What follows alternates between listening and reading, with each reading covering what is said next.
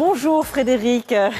Alors, vous savez que le thème que vous avez choisi d'aborder ce matin fait débat, fait parler, soulève des passions, effectivement. Êtes-vous plutôt chien ou chat? On va tout de suite donner la parole à Emmanuel parce que les questions affluent, hein, Emmanuel. Oui, il y a une centaine de messages. Il y a Thomas qui dit qu'il ne supporte pas les chats.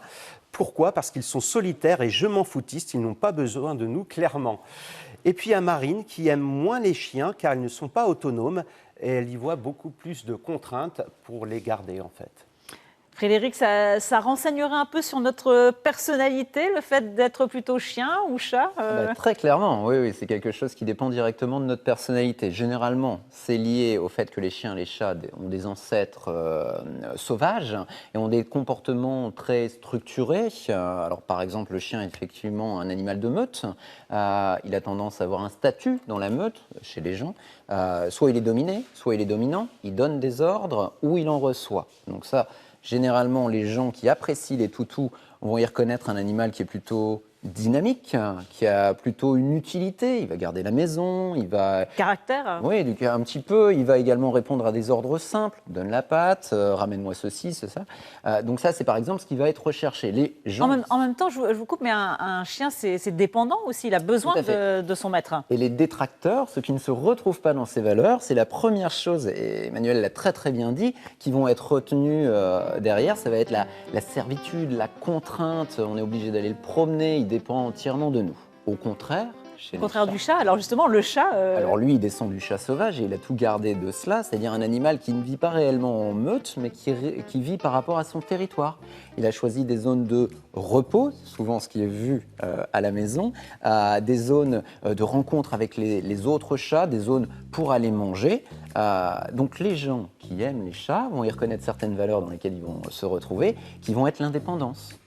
Le fait que le chat va donner quelque chose sans attendre en retour. C'est-à-dire qu'il va vous donner des câlins, des ronrons et tout ça. Les détracteurs, ils vont reconnaître effectivement le côté j'en foutiste, le côté je me repose tout le temps, parce qu'ils repèrent surtout la zone de repos. Et finalement, même s'il vient vous faire des ronrons, les détracteurs vont dire il est quand même intéressé, il fait ses ronrons pour venir me réclamer à manger. C'est pas possible. Voilà. Donc voilà un petit peu ce qu'on y retrouve. Ce sont quand même des comportements très différents. Ah oui, on pourrait dire complètement antagonistes, et c'est pour ça que chien et chat ne sont pas vraiment faits pour s'entendre. Le côté dynamique du chien qui voit quelque chose de nouveau, il va y aller, vous le savez, il va se ruer sur la nouveauté. Donc par exemple le chat, il va se ruer dessus, pas forcément pour être méchant au démarrage, juste pour aller le voir. Le chat qui lui a des zones de repos et tout ça, voit un truc qui arrive si vite, il aime pas. Donc il va se lever, il va commencer à faire le gros dos. Et voilà pourquoi chien et chat ne s'entendent pas finalement. Qu'est-ce qui fait qu'on est plutôt chien ou chat ? Alors, qu'est-ce qui fait qu'on est plutôt chien et chat ? C'est quelque chose d'assez instinctif, ce sont nos valeurs. Christine, vous êtes plutôt chien ou chat ? Je suis plutôt chien. Ouais. Qu'on ait un chien, qu'on mais ait j'aime un bien chat, les chats aussi. On va savoir répondre à cette question, parce que finalement, c'est soit des valeurs qu'on recherche, soit des valeurs qu'on représente directement, et on va répondre chien ou chat. C'est pas pour rien que dans des tests psychologiques, parce que finalement c'est une réponse psychologique plus qu'animalière, on utilise cette dichotomie chien ou chat pour soit le développement personnel, cher au cœur de Vincent, ou soit dans des études dans les entreprises. On est chien ou chat pour la vie ? Ça peut changer ou... Eh bien non, on n'est pas chien ou chat pour la vie, et ça change souvent. On répond à ces premières valeurs instinctivement.